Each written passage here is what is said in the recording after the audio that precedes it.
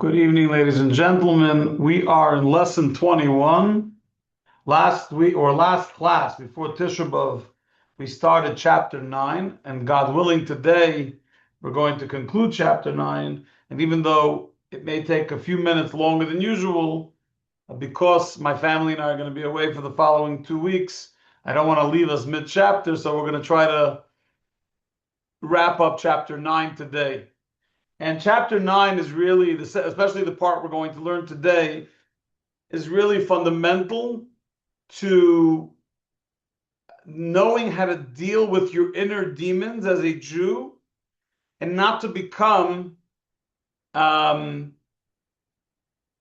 demoralized by your spiritual internal chaos, or the fact that some days you feel spiritual and some days you feel very unspiritual, if there's such a word.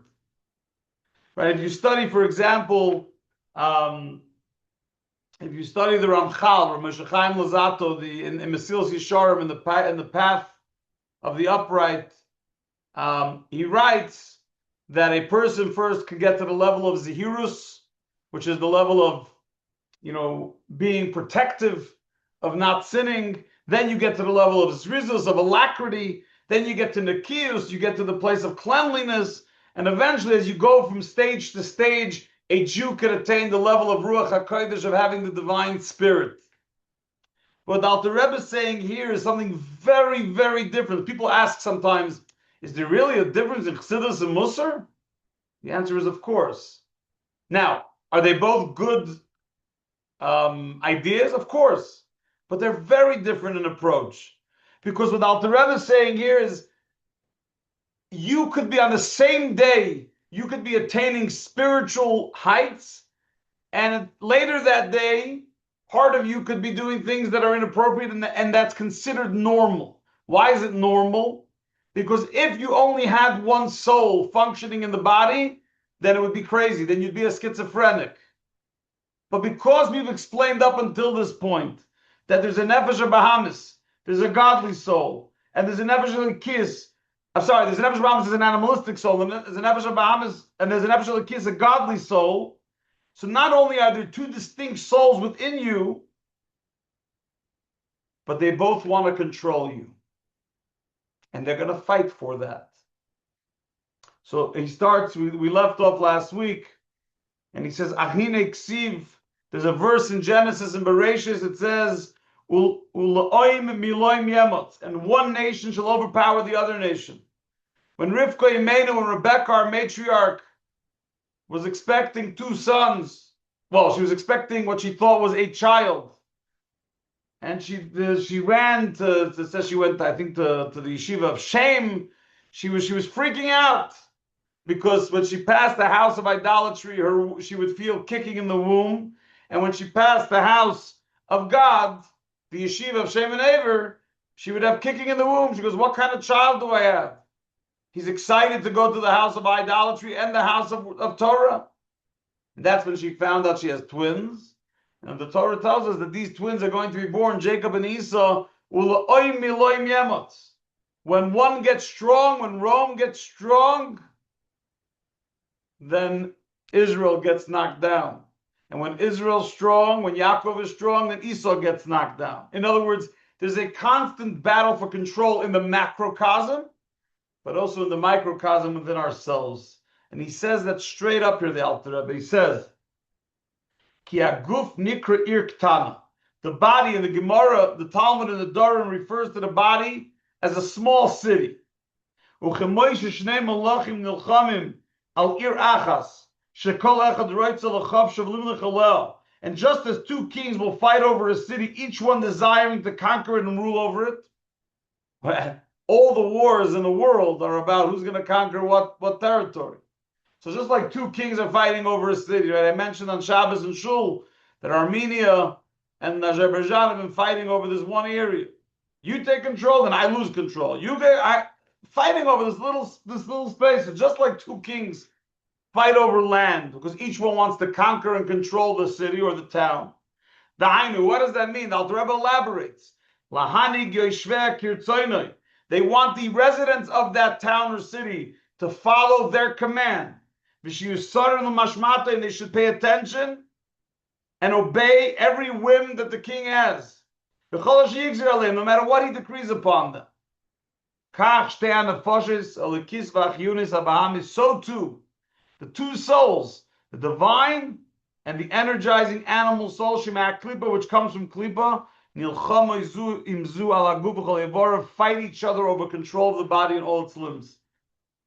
There is a constant battle. There's a constant wrestling match within every Jew.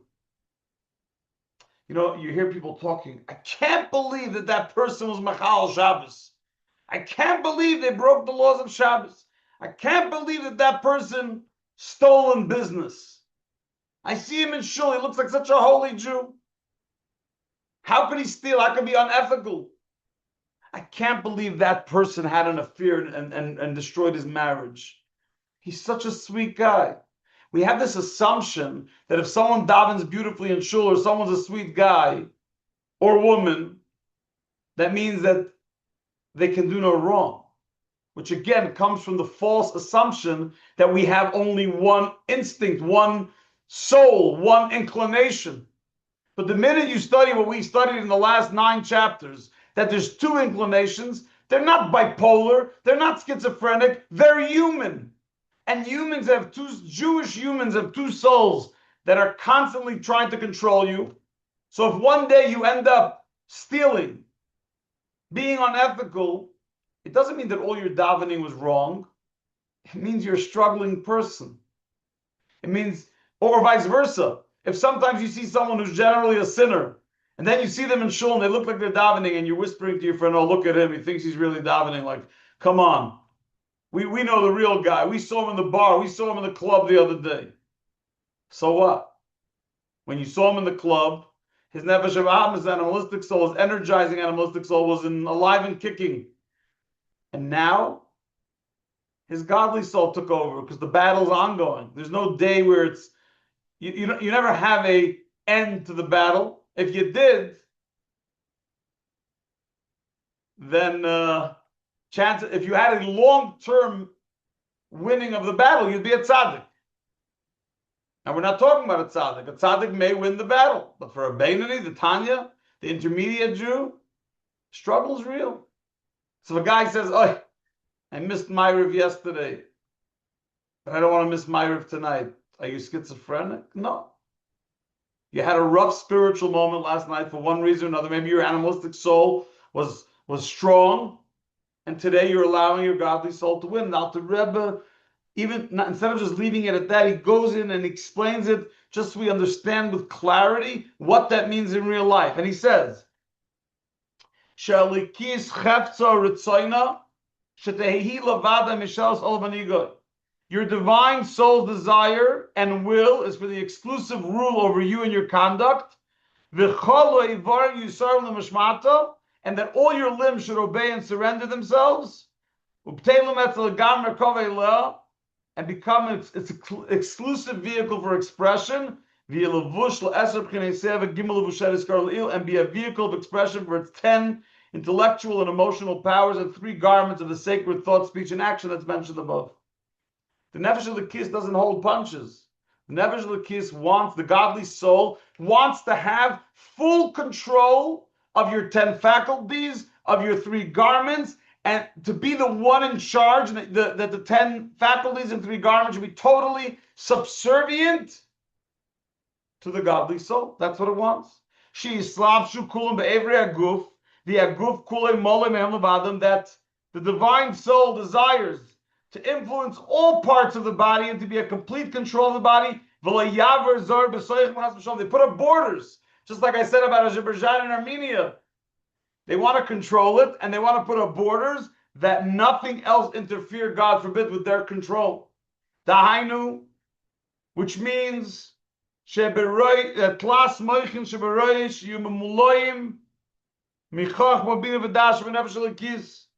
that 3 faculties in your brain, which we said was Chachma Bina Das, wisdom, understanding, knowledge, or inquiry, cognition, and recognition, should be totally influenced only by the divine soul. She Chachmas Hashem Binasai. Practically, the Nefesh Elokis, the godly soul, wants like we said in chapter 3, that our intellectual inquiries of God and cognition of those ideas, that's what our brain should be full of.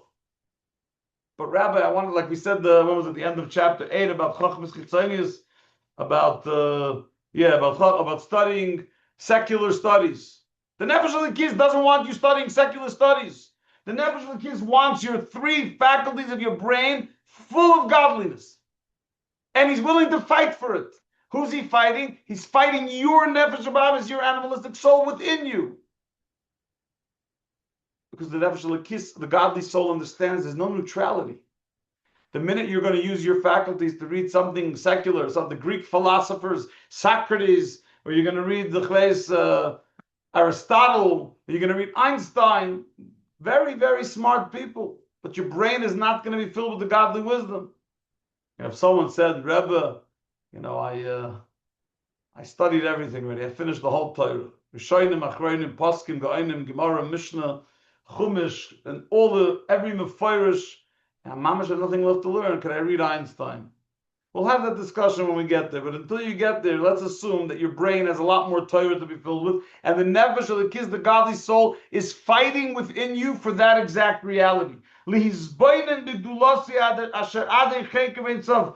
you do that? How do you get your mind into that place? Says the Alter Rebbe, by pondering His unfathomable and endless greatness. You start thinking about how great Hashem is. Right, I told Robert yesterday that line that I really love, where I forgot which Chassidish Rebbe said it. Don't tell God how big your problems are. Tell your problems how big God is. Right? Imagine if you sat every day and you contemplated and you pondered the greatness and endlessness of God, how unfathomable He is. Which through this recognition, it will lead you to reverence in your mind and trepidation of Hashem in your heart. And from the mind to the heart, you'll have a love for Hashem, like a fire burning in your heart, like a flaming fire. Like David HaMelech, like King David says in Psalms, that your soul will yearn and will languish for God with fervor and desire. To attach yourself. What's the yearning? What's the love? What's the fire? Because you want to attach yourself to the blessed infinite light with all your heart, soul, and might. In other words, the meditation here is incredible. You read these. I asked my siblings the other day if all country singers lost their mother. If all country singers' mothers die, because every 5 minutes another one of my siblings sends me another song of a country singer who's singing about Mama in heaven. So I'm starting to question what goes on in Nashville, because I don't understand how all the mothers die over there. Now for us who have lost our mother, me and my siblings, it's very comforting, but I'm getting very uncomfortable with what goes on over there. And the truth is, there's so many. If you look at a lot of these secular love songs, which in reality are really all based off Shir HaShirim, whether they know it or not, Song of Songs, so the romance and eroticism that exists in Shir HaShirim with the love of Hashem and the Jewish people as expressed in the love of a husband and a wife, the reality is that there's a pain.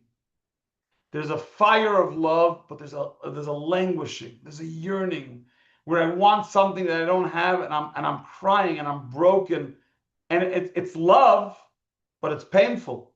It's painful love. And where does that love come from? This languishing for Hashem. I want something and I don't have it. It comes from the depths of the heart, from the right chamber of the heart. Remember last week we spoke about where the godly soul dwells. It's in the brain and in the right side of the heart. So you have this longing from the depth of the right side of your heart, that's so intense that the right side of your heart is inlaid with love, filled to capacity and overflowing, to the point where it spills over into the left side of the heart too, that even your animal soul wants God. You ever meet people? I mean, it doesn't happen every day. I've met people who have more pleasure right? They have to choose between the pleasures of the world. They have more pleasure in a blot Gemara, learning a page of Talmud, than they do in almost anything physical. And I'm not talking about spiritual pleasure. I'm talking about physically. They get joy and pleasure from that relationship. So when you have so much love on fire for Hashem in the right side of your heart, and you meditate on it, and you think about it, and you ponder it, and it's creating this languishing and this yearning for Hashem. You want to be closer. You want to see God's pleasantness and to seek His countenance and to be in His chambers. It's going to overflow into the left side of your heart too, because suddenly, right, they're wrestling. So if the Nefesh Elokis is in such a state of love for Hashem, the godly soul, it's going to impact the animalistic soul as well, to the point that it can conquer the left side of your heart as well, that even logically and even physically, you find more pleasure in having a relationship with God and yearning for God than anything else. And how would you know if that actually works? Is if you're ready to give up on something physical or material for Hashem. A bunch of people posted on Facebook this week that fish, I think it's spelled Phish, is a band or a singer. I was told when I moved to Montana that the Chassidim with the long beards look like ZZ Top. So I know what ZZ Top looks like. But Fish, I don't know, I'm assuming they're a popular band. They were at Madison Square Garden. They sang Avinu Malkeinu. As we say in Yiddish, Aglik is mir getroffen. I'm very excited that they sang Avinu Malkeinu. And I'm being very sarcastic. That being said, I need fish to inspire Avinu Malkeinu. But there comes a time where even the secular forces are searching to bring godliness to the world. And within ourselves, that's the same. There comes a time where your greatest pleasure as a human being, not as some holy saint, but as a human being, your greatest pleasure is for God. But if fish comes to town, do I go to the concert and potentially miss Myrav with a minion? It's my favorite, I was going to say team, but the same thing would be with sports. It's my favorite entertainer, it's my favorite musician, but it's Myrav with a minion. Now, if you live in New York, especially if you live in Monsey or Five Towns, so you can go to those 24-hour minions like Manny and I did at 11:30 at night. We were davening Myrav, so you can go to your concert. You can hear the Goyim sing Avinu Malkeinu, then you can go daven like a mensch. But if you don't live there and you live in a place where there's only one minyan from Myrav at 7:45, and the concert's right in the middle, and you have this big choice to make, so if you're a regular human being, and no one would judge you except for Hashem, you could choose depending on who's stronger that day. Your nefesh elokis, your nefesh abamis, your godly soul, the animal soul. But if you succeeded in having such a fiery, languishing love for Hashem, and it's affecting your animalistic soul as well, then you have more pleasure. You end up having more pleasure for the spiritual thing, for the relationship with Hashem, than you do for the physical thing. And then you know that you're making real inroads internally, and maybe the wrestling match is slightly cooled down. As he says, right, they say the story about there was a bunch of people on a ship, on a big yacht, and the Rav Choivel, the captain, said, Chevra, we're hitting a big storm, we need to lower the, everyone has to throw something off the boat to lower the load, to make it a smaller load so that we can get through so there was a Yid over there, he said, the captain said we have to throw something off, the first thing he threw off was his towels and film. Right? I had no choice. Of course you had a choice, you could have thrown your clothing, you could have thrown your cell phone, you could have thrown, I have no choice, my towels and film. It's an indication of where he is at his heart. Is Judaism penetrating who he is or who she is? Or is it all facade? Or is it all chitzonius, externalities, but internally they're not there? When a person's animal soul starts talking about God, starts seeking God, you know that you're feeding in the battling, in the wrestling match, you're feeding the godly soul to the point that it's actually impacting the animal soul, as he says. To subdue the other forces, the Sitra Achra and its negative element of water, the source of lust and desire for kosher pleasures from Klipas Noiga. Again, remember, we're talking about a Beinoni. So it's klipas noiga. We're not talking about lustful pleasures that are inappropriate. We're talking about even klipas noiga. Are you choosing God over your permitted pleasures or not? And here's the interesting thing. While as a Jew, we always start with taming the animal. Remember, what was the name? Sigmund and Freud? What was the guy's names in Vegas? They used to have the tigers till the tiger ravaged one of them and attacked one of them. I think it was Sigmund. Maybe I'm making up the name. I don't even remember. That is the name? Okay, good. Initially, I'll check it later. I'll see if I made up a name or not. Initially, we try to tame our darker side, at least to control it, that it shouldn't have any say. But ultimately, the second phase, the first phase of taming the dark side, taming the animals, is called eskafia, which means subduing. But ultimately, what we want to see is eshapcha, from the word hepech, which means like v'nahapoichu, right? Which is transformation. We want to transform the animal soul, not just subdue it. And he says inside what that means. The love from the right side ought to be so powerful that it not only changes, but ultimately transforms the left side from seeking worldly pleasures to love God. So we just switched that if you work hard enough and you ponder long enough and you excel at this and you practice and you contemplate and you meditate and you make it your life's goal to remove the day-to-day temptation from your left side of your heart, from the animal soul, from the evil inclination, you can do it. Right? There was a song I used to sing when I was a kid. V'sayim bunni, v'sayim bunni, yaitzer toy, leyuvdechu beyemes uveyira uveyahava. Right? God, give me my good inclination so I can serve you with fear and love and faithfulness.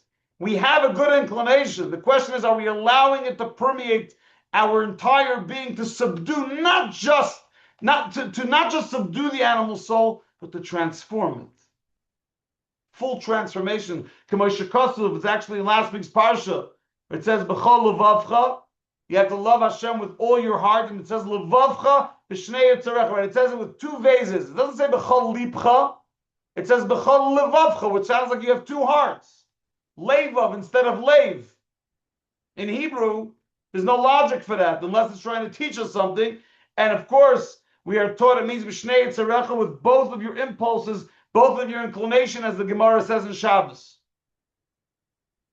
In other words, the animal soul wants whatever is good for it. Our job is to convince the animal soul that what's in its best interest and self-preservation is to serve Hashem and to find pleasure in God.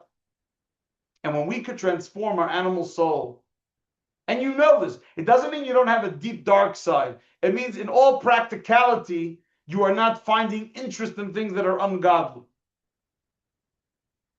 I don't know. Let's say someone has an addiction for pornography. Let's say someone has an issue with putting on tefillin every day. It's just they have this blockage. Let's say someone has an issue with davening mincha because it's the middle of their workday.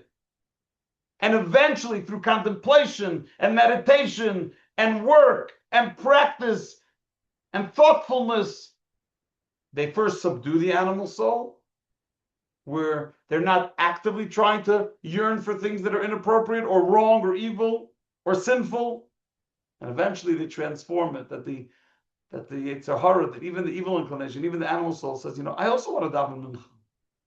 In other words, when the animal soul, when the Nefesh Abba says I want to daven mincha, what he's saying is that I realize too that the best interest of the person who I'm living in, it's for their own benefit, which is for my own benefit, that they daven mincha, because that's where they find happiness, that's where they find pleasure. And if my goal is to bring them pleasure, and I finally realize as the animal soul that they find more pleasure in God than they do in anything else, then I'll support it too. V'hainu, sheyala v'yove v'yagila madregas avarabba v'chibi yisei madregas avazba kirish beish. This happens when you elevate yourself and eventually reach the level of great love, avarabba, which is a more powerful term of endearment than the level of strong love like flaming fire. And here's where the Alter Rebbe comes with something fascinating. We are so used to fiery love. If you look at Shir Hashirim, actually, if you talk about Song of Songs, right, there's the famous lines over there, called Doidi Doifeg, my lover is knocking at the door, and then it says, he opened for me, my sister, my wife, Yenasi, my dove, Samasi, my wholesome, my complete one. We're referring to both Achoisi and Rayasi. Achoisi is a sister, Rayasi is a wife. And there's a very, very foundational difference between the love of a spouse and a love of a sibling. And that's really the difference he's talking about here. Up until now, we spoke about how do you conquer the animal soul with a fiery love. But a fiery love in Shir Hashirim, as explained in Chassidus, and look at the Torah with Alter Rebbe, the love of a spouse is on fire. That's the way it's meant to be. It's meant to be romantic. It's meant to be exciting. It's meant to be with longing. But it's also the only relationship that allows for divorce. Meaning that fiery love could come to an end, which means it's a more challenging type of love. It's the best love. If it works, it works, and it's the best thing in the world. But if it doesn't, oh boy, that's going to be a very hard one. Achoisi, on the other hand, a sister, no one should ever have a romantic relationship with their sister. That's actually called incest. It's prohibited. It's disgusting. So it's more of a chilled love, but it's an unbreakable love. You can curse your brother. You can go fight with him in court. Oh, but a brother get their blight, and he's always going to be your brother. You can make any document you want that says you're not my brother, you're not my sister. Lo yazor lecha, it's not going to help. So when a Jew is on fire with a love for Hashem, with a yearning for Hashem, yearning by definition means there's distance. Because if you're yearning and languishing for something, it means it's something that's distant that you want, that you yearn for. You don't have it yet. But Achoisi, my sister, the relationship that we have with Hashem as a sister, that's called not Ava Kirish Beish. That's not called a fiery love. That's called Ava B'Tanugim. It's called pleasurable love. It's a much more chilled love. It's the love you have when you already have what you were yearning for. It's there already. Because what happens when you have a fiery love is that it's all about you. Right? When a spouse misses the other spouse, oh yeah, I miss you, and I can't wait for you to come home, and I'm buying you flowers, and I wait at the airport, there's a cushion, and all business of production. Why? Because it's something you don't have. Once you get it, now you have it. So when you wanted it, it was all about what you wanted. There was a lot of ego involved. There's a lot of, when you yearn for something, when you're languishing for something, when you need something, and I'm so in love with you, it's all about you, right? Manis Friedman famously said, or Manis Friedman, he says, in America, we say, I love you. Starts with I love you. He says, I'm not going to change society, but he says the normal or the better thing for people to say to their spouses, you are loved. Because then it's about them, not about you. Ava b'tanugim, the higher level of love that he's talking about here, it's the love that is all about the beloved, not about the lover. You've permeated the animal soul through the wrestling, through the war, through the battle. You've overwhelmed the animal soul with so much love that you've attained the relationship with Hashem, that now you have this kind of chilled, peaceful relationship where you're just in it. It's not about you and your fire and your want, and you're just there. It's a very special place to be. And he calls it the Anikras because that's what it's referred to in Shir Hashirim. Ava b'ta'anugim, pleasurable love, lis'anig al Hashem, so that they have pleasure in God. Me'oin olam haba, and it is a foretaste of the world to come, of what happens when the soul goes to olam haba. The famous, I think it was the Kutzkas, a guy says, I love flowers. And he goes and cuts off the flowers from the tree and takes it home to give to his spouse. You don't love the flower, you love your wife. And to love your wife, you cut off the flower from its source of life. Same thing with fish. I love fish. He saw a chassid once eating fish. The guy says, I can't believe, I love fish. And he said, no, if you love the fish, you would have left it in the water. You love yourself. And to feed yourself, you need fish. In Hasidic terminology, they love themselves so much that they need to have the other love. That's the fiery love. When you get Abba B'Tanugim, it's like the difference between Ratzin and Tainug. In the Keser, in the crown of the Spheros, of the 10 Spheros, the Keser has the internal part of the crown and the external part of the crown. The external part of the crown is called Arich. The internal crown of the internal part of Hashem's crown is called Atik. And Atik is Tainug. The greatest pleasure, that's called Tainug, is the greatest part of Hashem's Keser is Tainug. And the external part is called Ratzin, will. Because when you have Ratzin, when you still want something, there's still a little bit of a yesh, a little bit of an entity that wants it. So that's why it's the external part of the crown. That's the fiery love. But Tainug, the pleasure, you're there. I have found my peaceful place within Hashem, and nothing else matters anymore. You get to that place where maybe somewhere deep down, you're not a tzaddik, so somewhere deep down, evil still exists, so you have to always be careful. But on a day-to-day basis, there's nothing that excites you more than learning the Daf Yomi, going to shul 3 times a day, serving Hashem, buying a little of an esrog. You are immersed in the divinity, and that is the greatest pleasure. And the animal soul within yourself feels that as well. And he says, this delight is experienced in the mental faculties of inquiry and intelligence by the sheer pleasure of understanding God and knowing Him according to the limits of your intellectual grasp and vision. It's the element of water. Till now we spoke about fire love. This is water love. Remember in chapter 1 we said water is the source of all temptation. Now you created this temptation of godliness, and now it's replacing the temptation of all other pleasures. Famous word about Parshas Vayeshev. It says, "Boy reik ein boy moyim." The pit. When Yosef HaTzadik, when Joseph was thrown into the pit is empty. There's no water. No kidding. There's no water. We just said it was empty. We know there's no water. And Rashi says, "But it was filled with snakes and scorpions." And as the Rebbe explained many times, that automatically, when there's no water, there's snakes and scorpions. So you have to decide: is the water in your life, is the pleasure in your life, is the Pchinas Hamayim in your life going to be for things that are temporary lust and temporary temptation and temporary pleasure, or are you going to become Mayim? Are you going to become the source of powerful, not passionate love, but selfless love within the pleasure of Hashem? The zera and the seed, the sown light, is within the divine soul's holiness. That transforms the source of all desires of the animal soul, of the pleasurables in the world,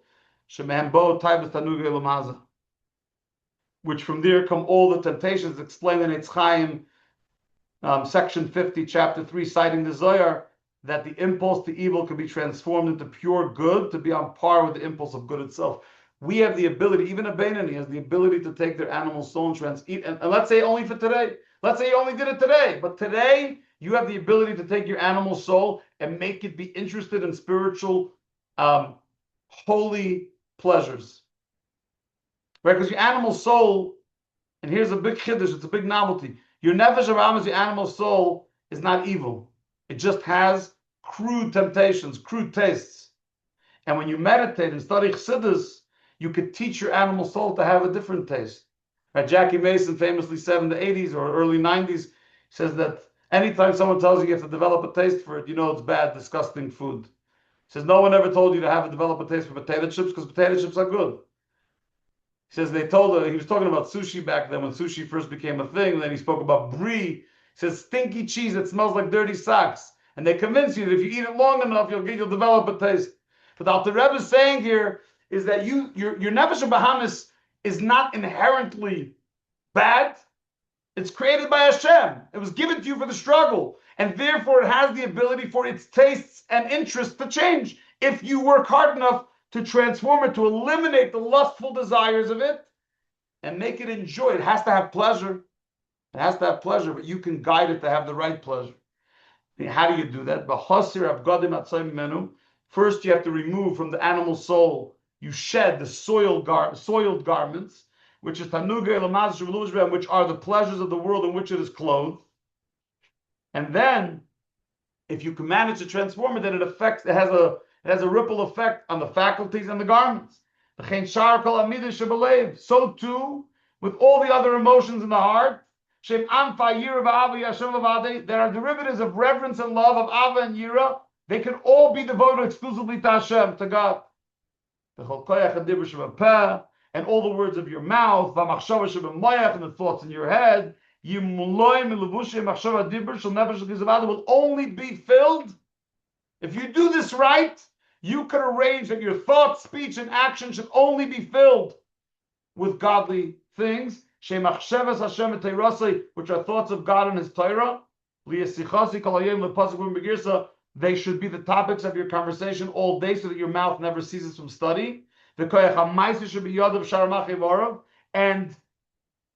it controls every action of your hands as well, and the other anatomical parts of your body, which are the 204, which there's 248 limbs, should only be performed with mitzvahs using the divine soul's third garment, which is action. The 248 thing it's not really the topic of tonight's class. There are machevarim, but the sages have always stated that there's 248 parts based on the bones and the skeleton and the surrounding flesh.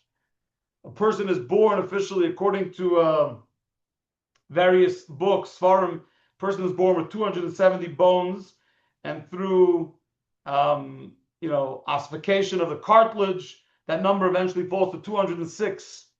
In adulthood, in the Mishnah, counting 248 is officially in the age of 16 or 17 is when you have 248 limbs and skeletal bones in your body. But the point is that every facet of your body can be filled with Hashem. I had a call a couple of years ago. A friend called me, and before I could say hello, he goes, "Chaim, did you hear it?" And he was about to spew off a lashon hara, some report, some gossip. I said, "Hold on." His name was Mendy. I said, "Mendy, hold on. Before you start, I just want to know how many Yisurim Deiraisa, how many biblical prohibitions I'm about to break."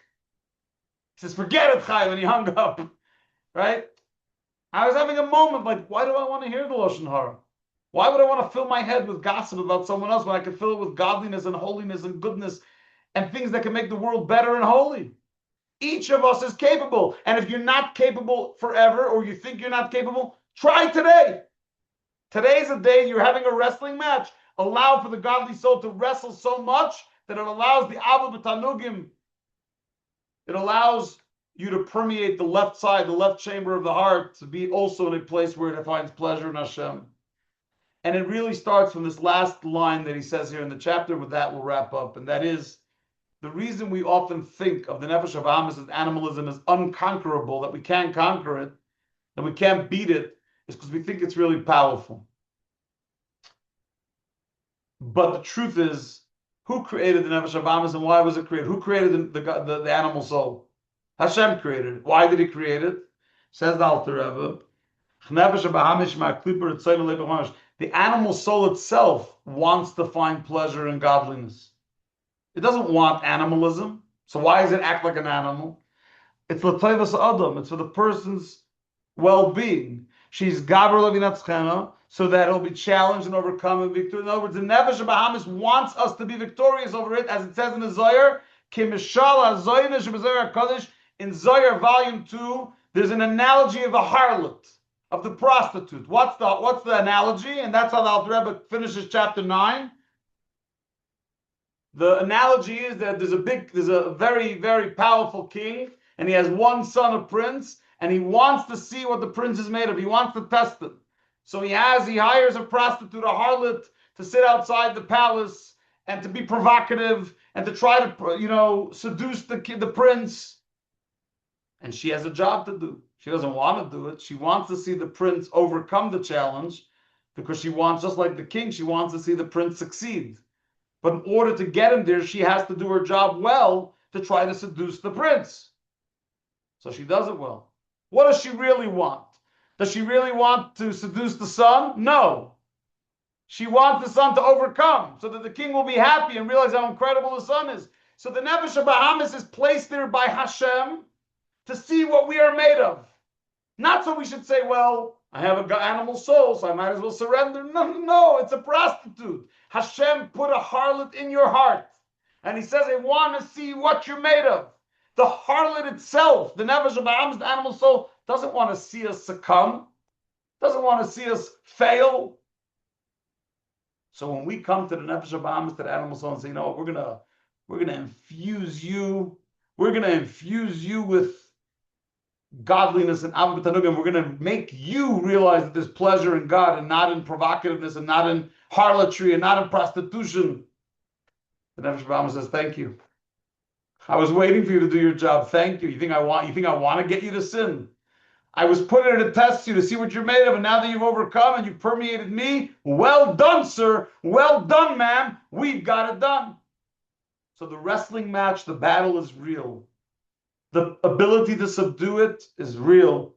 The ultimate is not just to subdue with a skafia, but to transform with a sapcha, allowing us to serve Hashem with both our inclinations, godly and animal, that both of them are serving Hashem in unison because they both realize the greatest pleasure is to be immersed in the presence of Hashem, where I have it. It's not about me. It's about the fact that I am surrounded and immersed and engulfed in the godliness that Hashem has gifted us.